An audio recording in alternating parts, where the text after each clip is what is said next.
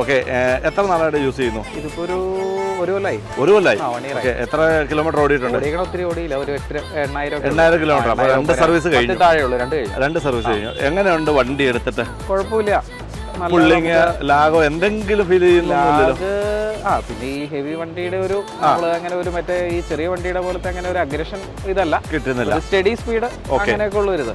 നമ്മളിപ്പോ ഈ സ്വിഫ്റ്റ് ഒക്കെ കാല് കൊടുക്കുന്ന പോലെ അങ്ങനെ ഒരു ഇല്ല, വണ്ടിയല്ലല്ലോ. ഒരു ക്രൂസിംഗ് ഒരു സെറ്റപ്പില് കുഴപ്പമൊന്നുമില്ല, വണ്ടി കുഴപ്പമില്ല. ഓക്കെയാണ്. പിന്നെ അങ്ങനെ ഷോക്കും പിന്നെ ഡ്രൈവിംഗ് പൊസിഷൻ ഒക്കെ അടിപൊളിയാണ്. നമുക്ക് ഫുൾ വ്യൂവും കാര്യങ്ങളെല്ലാം കിട്ടുന്നുണ്ട്. അപ്പം സജഷൻ കൊടുക്കുന്നുണ്ടോ വണ്ടി എടുക്കാൻ?